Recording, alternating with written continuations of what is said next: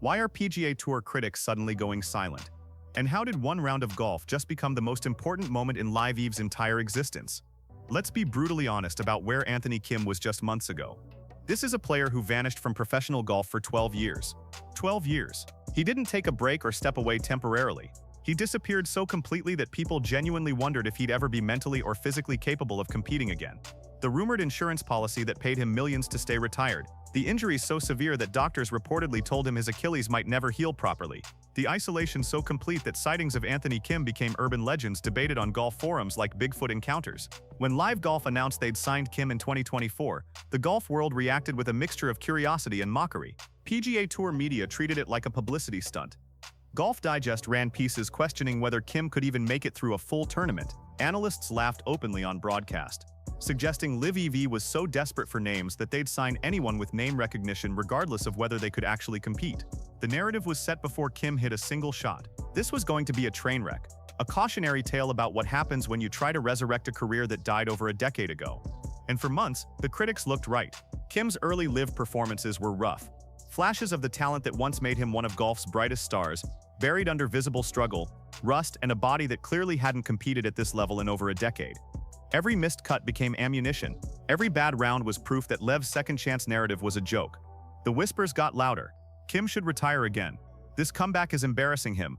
Live is just warehousing washed-up names for publicity. Then came Live Golf Adelaide, and everything changed in ways that are still sending shockwaves through professional golf. Anthony Kim didn't just play well. He didn't just compete. He absolutely dominated one of the toughest fields Live has assembled, going head-to-head with the league's biggest stars and making it look almost easy. And when the dust settled, Kim had beaten Bryson DeChambeau, Live's most visible and dominant player, in a performance that left everyone watching absolutely stunned. But here's where the story gets truly fascinating and emotional. Bryson's reaction wasn't what anyone expected. Most elite competitors, when they lose, protect themselves. They talk about their own execution. Keep it technical. Deflect attention. Bryson did the exact opposite. In a post-round interview that's already gone viral across every golf platform, Bryson got visibly emotional talking about what he'd just witnessed, and his words revealed something way deeper than simple sportsmanship.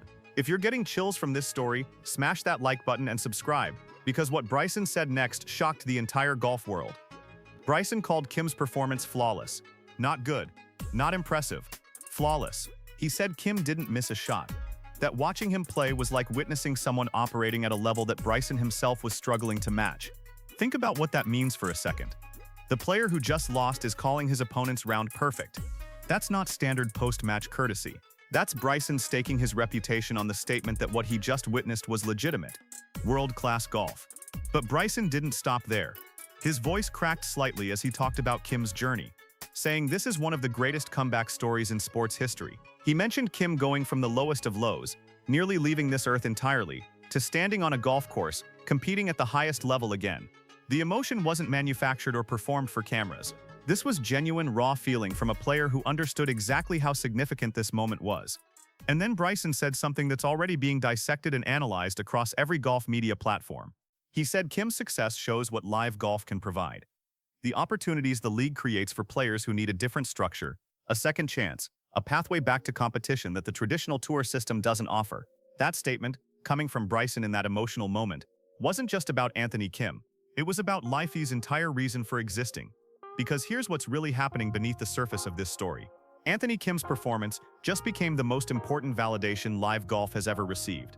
Not from winning a tournament against a weak field, but from beating Bryson DeChambeau, the league's biggest star and most credible player, in a way that even Bryson himself called flawless. That's not something critics can dismiss or spin. That's legitimate competition producing a legitimate result.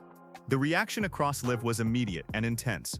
Players who'd been watching Kim struggle for months were suddenly reaching out, congratulating him, posting on social media about how inspiring his round was. But more than that, you could feel the relief, because Kim's success wasn't just good for Kim. It was protection for everyone who left the PGA Tour. It was proof that Live isn't where careers go to die. It's where talent can find a different structure and still compete at the highest level. Skepka, who recently returned to the PGA Tour, reportedly watched Kim's round and reached out privately to congratulate him. Multiple sources described the message as emotional and filled with respect for what Kim had accomplished. Even players who've left Live were forced to acknowledge that what Kim did was genuinely impressive and significant. But here's where the story gets complicated. and reveals just how much pressure is now on Anthony Kim. Bryson made a prediction in that same emotional interview. He said he wouldn't be surprised if Kim is hoisting a trophy by season's end. That's not just optimism. That's Bryson building a narrative that either saves LIV's credibility or destroys it completely, depending on what Kim does next.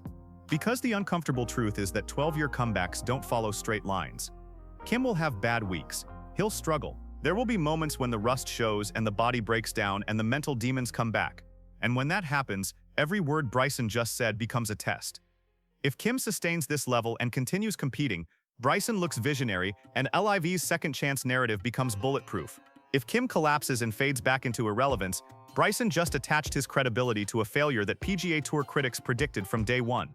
The golf media is already positioning themselves for both outcomes. Some outlets are praising Kim's performance while hedging with phrases like, "We'll see if he can maintain this level." Others are openly skeptical, suggesting this was one good week that will be followed by the inevitable decline. The divide shows just how polarized golf has become, and how much Kim's success or failure means to both sides of the sport's civil war. What makes Bryson's emotional response so powerful and risky is that he didn't hedge or protect himself. He went all in on Anthony Kim publicly, on camera, in a moment that will be replayed thousands of times. If Kim proves him right, that moment becomes iconic. If Kim proves him wrong, it becomes evidence that Bryson was desperately trying to manufacture legitimacy for a league that can't deliver it. And here's the part that should terrify both Kim and Bryson.